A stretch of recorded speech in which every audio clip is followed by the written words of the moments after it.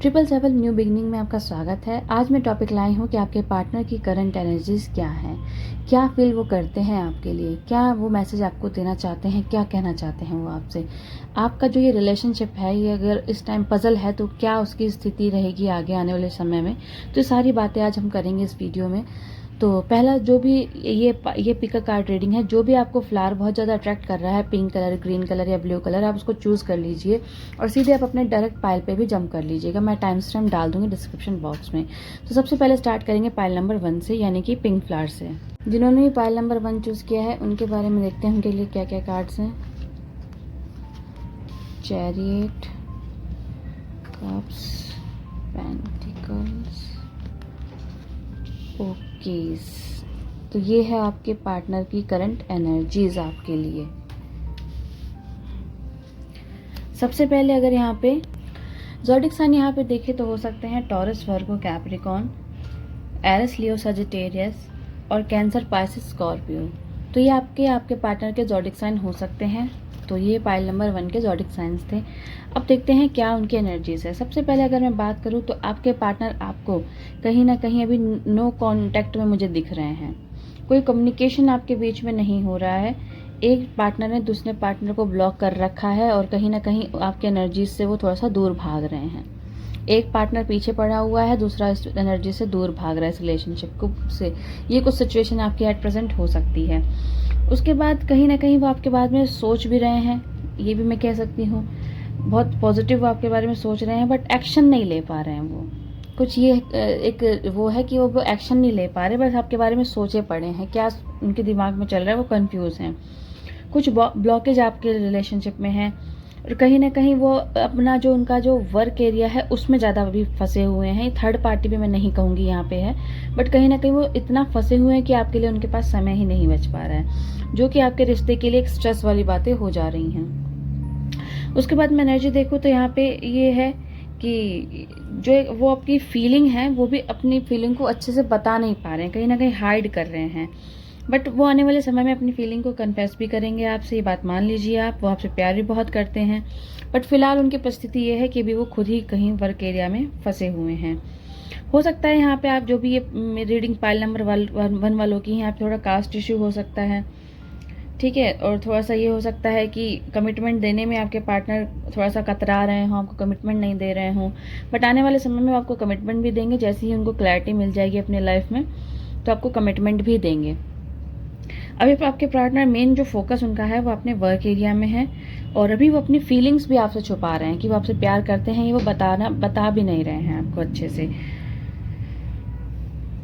Main वो जब आएंगे जब अपने कैरियर का जो उनके एक बैगेज है, जो भी उनका एरिया जो फंसे हुए हैं जिसमें भी वो उसको क्लियर करने के बाद ही वो आपके पास आएंगे।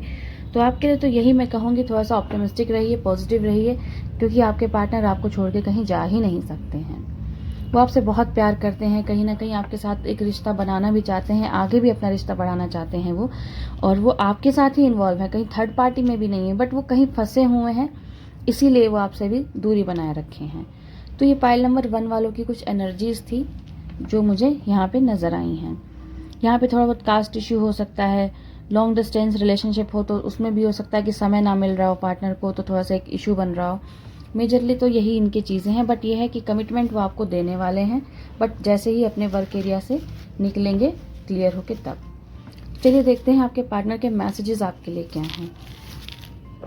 सबसे पहले तो ये ले लेते हैं, ये ले लेते हैं, ये ले लेते हैं। आई एम इन ए कार्मिक सिचुएशन। आपके पार्टनर अभी कोई कार्मिक सिचुएशन में फंसे हुए हैं, तो वो कह रहे हैं कि थोड़ा सा वेट करिए, मैं आऊँगा आपके पास। Wait for me, wow. वो कह रहे हैं कि वेट करिए मेरे लिए, I will come to you. वो आपके पास आएंगे। और देखें आपके पार्टनर क्या कहते हैं आपसे। You are my soulmate. वो आपको अपना सोलमेट मानते हैं, बट वो कभी कार्मिक सिचुएशन में फंसे हैं, इसलिए वो आपके पास नहीं आ पा रहे हैं। तो थोड़ा सा पेशेंस आपको रखना पड़ेगा। I will choose you know matter what. वो कह रहे हैं कुछ भी हो जाए पर वो आपका पीछा नहीं छोड़ेंगे, आपके साथ ही वो रहना चाहते हैं। तो ये आपके पार्टनर की एनर्जीज थी, पाइल नंबर 1 वालों की एनर्जीज थी। चलिए जंप करते हैं पाइल नंबर 2 की तरफ। अब चलिए देखते हैं पाइल नंबर 3 की एनर्जीज क्या हैं। 7 of pentacles, high priestess, wheel of fortune, very beautiful, 2 of pentacles, queen of pentacles and magician. Zodiac sign की बात करें तो यहाँ पे हो सकता है टॉरस, वर्गो, कैप्रिकॉर्न, क्योंकि पेंटिकल्स की एनर्जी बहुत यहाँ पे है। तो टॉरस, वर्गो, कैप्रिकॉर्न यहाँ पे ज़ोडिक साइन हो सकते हैं। और कैंसर भी हो सकता है, मुझे ऐसा लग रहा है। तो यहाँ पे ज़ोडिक साइन हो सकते हैं। सबसे पहले अगर बात करें आपके रिलेशनशिप की, तो ये फेटेड कनेक्शन है, सोलमेट कनेक्शन है। कहीं ना कहीं भगवान ने आप लोगों को मिलाया है, डिवाइन गाइडेडली कह सकते हैं कि ये कनेक्शन हो सकता है। आप दोनों के बीच में अट्रैक्शन बहुत है, मैग्नेटिक पुल है कि आप दोनों एक दूसरे के बिना रह ही नहीं पाते, कहीं ना कहीं खींचे चले आते हैं एक दूसरे के लिए। तो ये आपके जो कनेक्शन की एनर्जी है। करंटली क्या है कि आपके पार्टनर थोड़ा सा डिले पे चल रहे हैं, वो भी एक्शन नहीं ले रहे हैं अपनी लाइफ में, और कहीं ना कहीं एक उनकी जो एनर्जी है वो अपने एक सही वक्त का इंतज़ार कर रहे हैं कि बहुत एक सही वक्त आए तब वो आपको कमिटमेंट दे।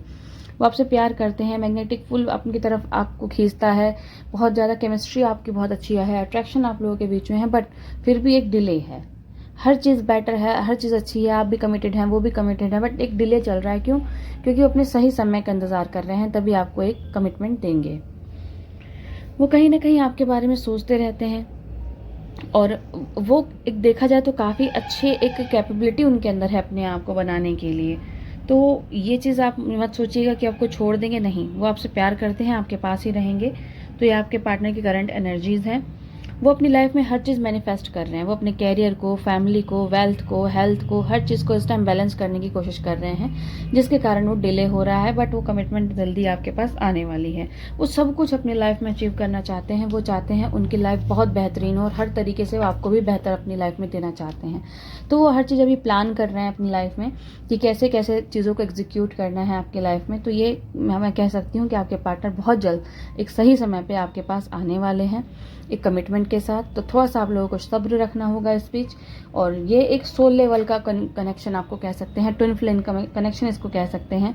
कहीं ना कहीं भगवान का सीधे सीधे आपके रिश्ते पे हाथ है, तो कुछ भी दिक्कत नहीं आएंगी, सब चीज़ें अपने आप ही सेटल डाउन हो जाएंगी। बस समय का इंतज़ार कीजिए, यही आपके लिए एक बात है कि आपके पार्टनर आपसे यही कहना चाह रहे हैं कि wait for me, I will come to you, give me some time. तो मेन यही आपके पार्टनर की एनर्जीज़ हैं कि वो आपके पास आना चाहते हैं, बट वो अपने आप को पहले कैपेबिलिटी जो उनके अंदर है उसको निखारना चाहते हैं। उसके बाद जैसे ही सही समय आएगा वो प्लान कर रहे हैं आपको आके कमिटमेंट देंगे। कहीं ना कहीं आप में एक वर्ड समझते हैं, वो देखते हैं कि आप ही के साथ उनका जो एक कनेक्शन है वो देख पाते हैं, और किसी के साथ अपने आप को किसी और के साथ वो देख भी नहीं पाते। तो ये तो आपके एनर्जीज थी, आपके पार्टनर की करंट एनर्जी। चलिए देखते हैं क्या मैसेजेस वो आपको देना चाहते हैं।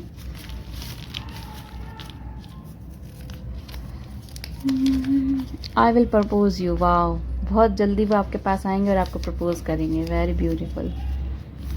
उसके बाद वेट फॉर मी, वो कह रहे हैं मेरा इंतज़ार करो, मैं सही समय का इंतज़ार करो, मैं आऊँगा तुम्हारे पास। यू आर माइन, तुम मेरी हो या मेरे हो और किसी के नहीं। तो ये आपके कुछ पार्टनर्स की एनर्जी है। प्लीज़ फॉरगिव मी, अगर कोई उन्होंने कुछ गलती की है या कुछ इशू आपके रिश्ते में हुआ है तो उनको प्लीज़ माफ़ कर दीजिए। वो सही समय का इंतज़ार कर रहे हैं और आपके पास आएंगे। तो ये कुछ एनर्जीज थी पाइल नंबर 2 के लिए। चलिए देखते हैं पाइल नंबर 3 की ओर। चलिए देखते हैं पाइल नंबर 3 के लिए क्या कार्ड्स हैं। ओके,